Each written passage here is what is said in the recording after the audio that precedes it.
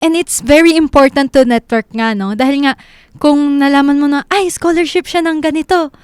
Oh, I also want to have that scholarship. So, what are you going to do? You have to ask that person kung ano yung requirements. And you don't have to be shy about it.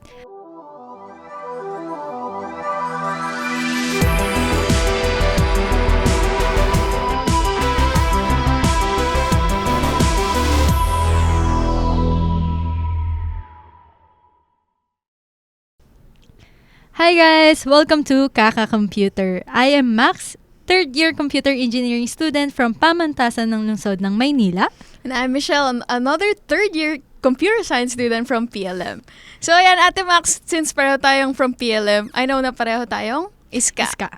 So as ISKA, we are funded yung tuition namin with our local university. And there are many other ISKA na funded by state universities or other cities as well. So Ate, parang I actually gave off yung topic na natin ngayon. Ano ba yung topic natin pag-usapan natin ngayon? So, we're talking about something super important today, no? So, we're going to talk about tech scholarships and grants. Ay, Ate, ikaw ba, ano ba mga scholarships na meron ka? Actually, I only have few, pero recently I graduated as AWS Restart Scholar. And so far, all I can say, being a AWS Restart Scholar, ay nag-open ng big opportunity for us. Ayan. So, ikaw naman, what's your scholarship? So, para sa akin, very well known. So, DOST Scholarship. And I'm also a scholar dun sa company ng DadGov for Advanced Energy. It's an engineering company. And as well as yun nga, kung may AWS Restart, there are other learning platforms that you could be a scholar of. And I'm a Data Camp Donate Scholarship. So, ayan, pag-uusapan natin yan today sa ating, kung paano mag-apply sa ganito, ano yung common mistakes, ganyan. So, ayan, Ate Max, let's start. Okay, let's get started. So, yeah, for our first question, actually, why do you think, you know, yung scholarships and grants, why are they very important for students and early career professionals in tech? Actually, for me, one thing kung bakit important ang scholarship, no? Kasi we need a financial aid, no? Kasi dito sa tech, no, masyadong pricey siya eh, kung iisipin mo. And hindi naman lahat ay privilege para magkaroon ng opportunity. And for us, para sa ating na gustong magkaroon ng opportunity na yon, we have to apply for scholarships, no? Diba? Yeah. Yung scholarships talaga, they set the playing field. Nile-level talaga nila. And scholarships invest in our potential and not in privilege. Dahil there are many, lalo na sa ating mga ISKA, we meet a lot of underprivileged people. And scholarships really help us stay ahead of the curve. And parang like, instead of worrying about the financial burdens, if meron pa ba tayong mababayad as a tuition for next sem, being a scholar helps us focus on the essential things. Nakakapag-focus tayo on our skills, on upskilling that is very relevant for our career to level up pagka-graduate tayo, ganon. So, that, for me, ayun nga, tech is very, very competitive. So, if like, you have added anxiety kung ano pa yung, mo. So, that's true. mawawalan ka ng time for your upskilling yourself. So, lalo kang at the end of the curve, at the end of the wave. No, I do agree with that one, no? Pero, I have a question lang, no? Like, paano mo nako-cope yung anxiety mo when it comes to those stuff? So, actually, I wouldn't say naman na I came from an underprivileged family, pero I would say na there are a lot of schools na I wanna come into, pero like me, I didn't have any ideas sa mga available scholarships noon. So, nagulat ako noon. I did my research. Oh, I was actually capable para pala mag-apply sa scholarship na to. I could have enrolled in the school that I wanted, pero I didn't know. So this podcast, I hope it reaches the students out there to really help them, di ba? Sa mga ganito to level up their educational capacity right now. So dahil dyan, no, may nabanggit ka na na you are capable to have a scholarship, di ba? Nalaman mo na meron palang scholarship to apply for this university. So, what types of tech scholarships and grants ba are available for students and young professionals? So actually, did my research, pero before that, there are very prominent ones. Syempre, yung mga government scholarships natin, which is DOST SEI. Yun yung pinaka-prominent one dahil they're focused with science and technology. Yung mga courses about that is, yun, binibigyan nila ng monthly allowance. Tapos, it's good kasi meron kang thesis allowance and very consistent yung stipend na binibigay talaga sa inyo for DOST. But other than, ayun, meron din sa CHED, di ba? Sa PLM, meron siya mga partner institutions. Other than that, meron, syempre, as a scholar, you could look into yung mga foundations, yung mga NGOs, ganyan, yung like Ayala Foundation, SM Foundation. They have scholarships na pwede mong apply that is like many allowances din yung binibigay nila for the students. Ikaw ba, Ate Max? Yeah, I see.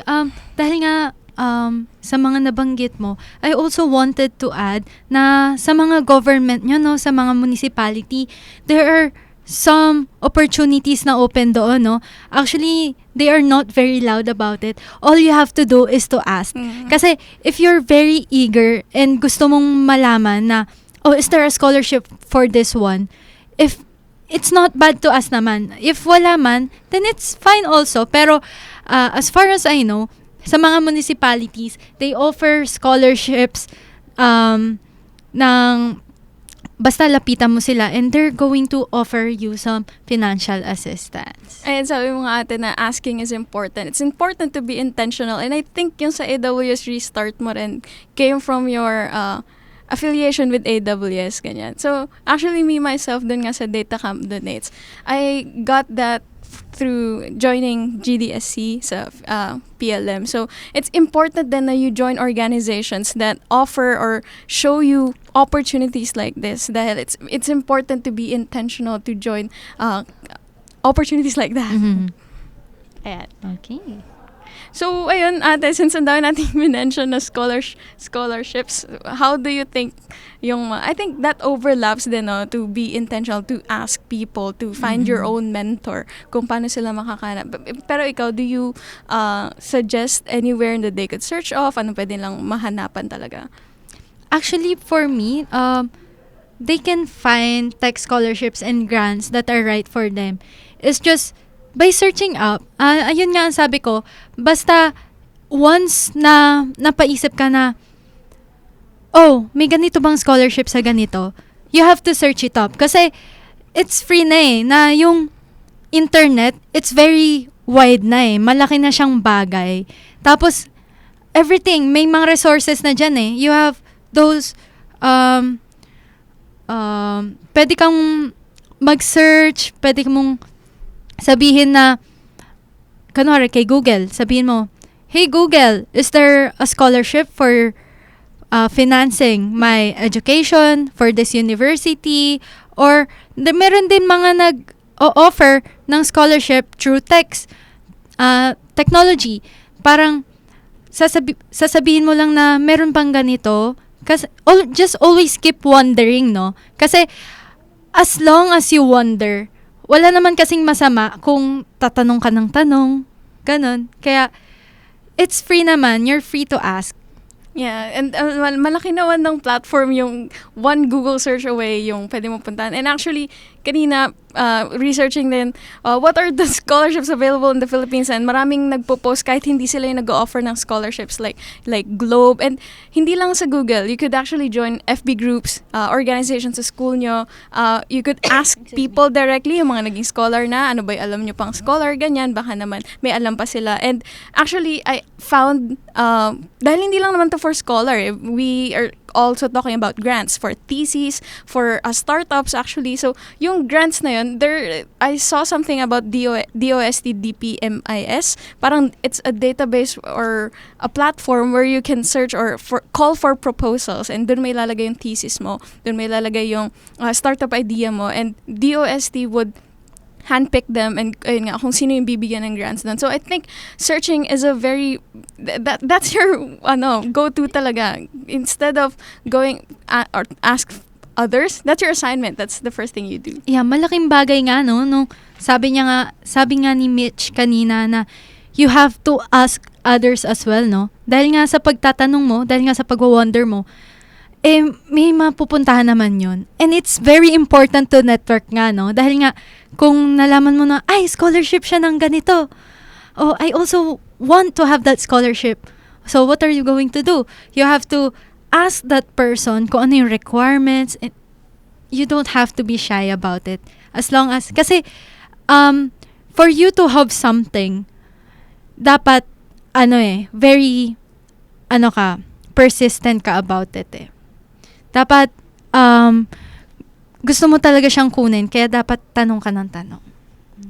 Ayan, I think we've reached the mid part ng ating, let's take this time to thank our sponsors. So, we'd like to take a moment to thank our sponsors, AWS User Group Philippines and AWS Cloud Club Philippines. So, if you haven't joined AWS Cloud Club Philippines yet, we have a meetup group page right there. And if you're interested to have AWS Cloud Clubs in your university, don't be shy to reach out in our platforms.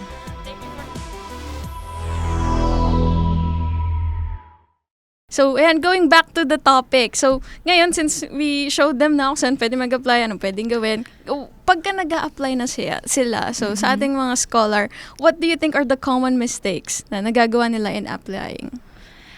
Actually, I'm talking about this one based on my experience and based sa mga nakikita ko sa ibang tao. Usually, kapag nakakakita kasi sila ng scholarship, parang, ay, matagal pa yung deadline nito. Right? I was gonna say the same thing. Parang, ang tagal ng deadline nito, I can do that like 3 days before, a week before, pero they don't know na yung circumstances na mahaharap nila. Kasi usually, if you're, for example, sa university, you're going to ask a requirement sa school. And yun pala, months. It will take months to have that requirement. 14 business days, ganyan. Yeah. Month. Tapos usually, that 14 business days is hindi pa nasusunod. Yeah. Kaya, you have to be, like, quick-witted about it. Like, parang, kailangan matapos ko na siya agad-agad, even though na ang tagal pa ng deadline. Yeah. Ayan. And in relation to that, no, since marami nga, to those na naman na aware na marami silang documents na kailangan. Ngayon, almost all of my friends halos, they have this notion na, ay, ang daming documents, I don't wanna pursue this na, ang daming pipirmahan, ang daming beses ko pupunta sa school. But take note that scholarships last a long time and they give you a significant impact in your educational journey. So the short application period, the effort that you give there, you have to put in that effort na. Kasi, ayun nga, it's a significant part of your educational life and you will regret it later. Speaking from experiences ng mga kaibigan ko and some sa akin din, nung hindi ako nag-research, it's a very regretful choice or decision to make. Yeah. And if you really think na kailangan mo yung scholarship na yon, don't be lazy about it. Na parang, kahit marami pang requirements yan, kung gusto mo talagang makuha yun and you think you're deserving to have that one, pursue it. Kasi minsan lang magkaroon ng opportunities eh. Regret comes after talaga. Like, for example, yung mga schools na sinasabi, top 50%, tapos you did not bother to even ask kung nasaan ka doon. Tapos nung nalaman mo, ay, late na, ayoko na, hindi mo man lang trinay. So, the regret comes after. And lastly, ayun nga, the effort that you take, like, for example, a lot of scholarships require an exam, require an interview, and sometimes we're being lazy about the review part. Dahil, ayun nga, magre-review ka to be prepared dun sa exam, to make sure that you gave your all dun sa examination mo. So, you won't have the regret. At least you tried, diba? If ever man hindi pumasa. But be prepared. Prepare yourself dun sa application phase talaga ng scholarship mo. Ayan.